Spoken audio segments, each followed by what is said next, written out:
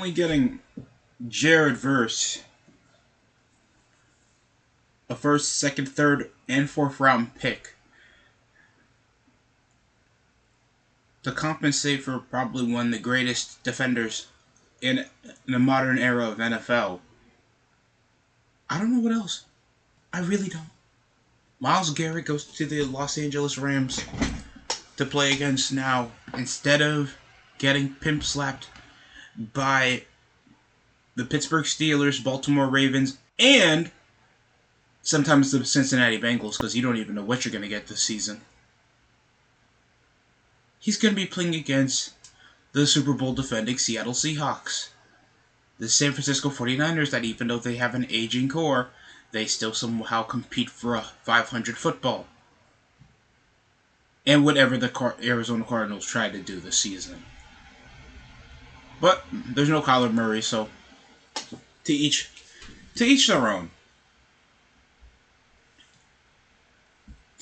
Because if only we weren't getting that, we're also getting all-pro wide receiver, Super Bowl champion A.J. Brown getting traded from the Philadelphia Eagles to the New England Patriots over the past couple months. Oh, Nathan Peterman retired.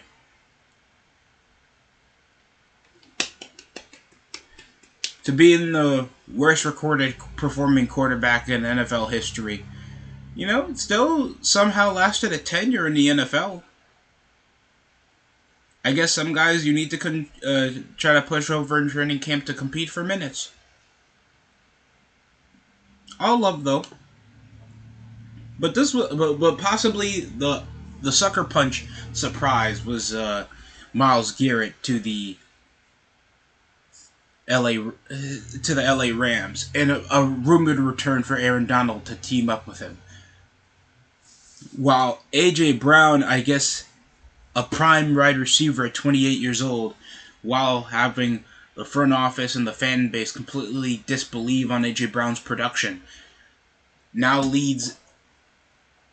You get another prima donna wide receiver that feel like he'll be more effective to the team if he gets the most targets, for only a first and a fifth, and only saving you guys around $7 million in cap space.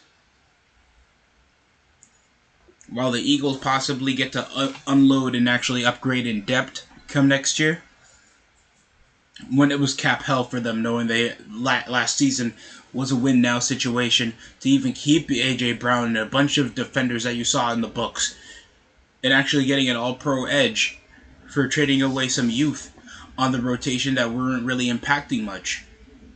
So right now, I feel like the Eagles just got all that weight over their shoulders, because I think they rate Devontae Smith more than they even rate A.J. Brown, and it stinks too, because who was like the New England Patriots' top wide receiver at the season? It wasn't even Stephon Diggs for a majority of the year. I think it was even Mac Hollins even got a better impact as a top receiving threat on the team. And that's nothing against what what the Patriots are trying to portray when they were a run-heavy offense. Predominantly getting a lot of red zone touches, while Drake May is predominantly a dual threat whenever necessary, knowing he has the size of frame to try to shade at least two defenders when he's escaping around the pocket.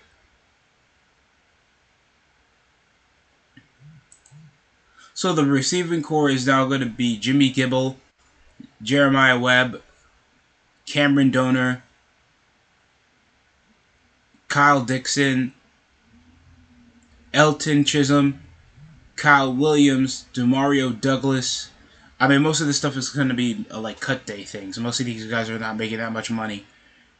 So it's Romeo Doubs from the Green Bay Packers that was acquired around the offseason. A.J. Brown, Mac Hollins, that's still a decent third, fourth option in the depth chart that can push over for a good first down. He was the top performer in the last 2 rounds the Patriots played.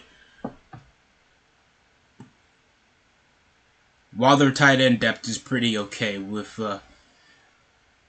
practically Hunter Henry. And their running back rotation is a bit of an upgrade from the past 2 seasons. Thanks, we saw a lot of Trayvon Henderson and Ramondre Stevenson that took a step up in production. So they get dead cap out of their books and they deal with a less prima donna wide receiver come the offseason. I'm actually pretty excited. Because people would say the Patriots kind of lucked out of this trade because they fleeced for just one future first that you won't even see until 2028. And then you won't even get to, deal with something that you can manipulate like a fifth rounder around next season. So I guess Eagles get a lot more flexibility around what they can utilize over their future. And the Patriots on paper get stronger. But, that's beyond me. It's all in the glimpse of, perception. Because perception will be reality when we get to see what actually happens in the near future. Because the last Brown to make it to Green Bay only lasted for like 1 week in a good performance against the Miami Dolphins, like a couple of years ago. I think around like 2018, 2017 after Antonio Brown's stint with the Raiders soured and then he got connected with Tom Brady to sign with the Patriots. Hopefully this is a lot more long-lasting. Thanks, A.J. Brown is actually an exceptional wide receiver. But besides that, tell me how you all feel down in the comment section below. You think this is a trade for A.J. Brown? You feel like they couldn't patch things out over at Philadelphia? Was this the right thing to do? To predominantly give an A-level wide receiver? Because people forget how good A.J. Brown actually could be when he was a predominant target. That's why he was so anticipated the time he got traded to the Tennessee Titans around the draft a couple years ago. But I'm still scared why Myles Garrett's in the NFC West. That's a major X factor. No offense to Jared Verse. We know his impact. Possibly they can try to upgrade for some future depth around the picks that the Browns get around for future leverage, because they still have an impressive draft, an offseason where they can still predominantly make a move. And also they're rumored to get an all-pro quarterback. Shockingly, that's a Dak Prescott. Even though they already spent, they still have yet to spend on whatever's going to happen to Shedeur Sanders and their recent future quarterback that they got around this draft. And I forgot their other quarterback they got around last year's draft out of Dylan Gabriel. That somehow Jared Verse got caught over at training wearing his number.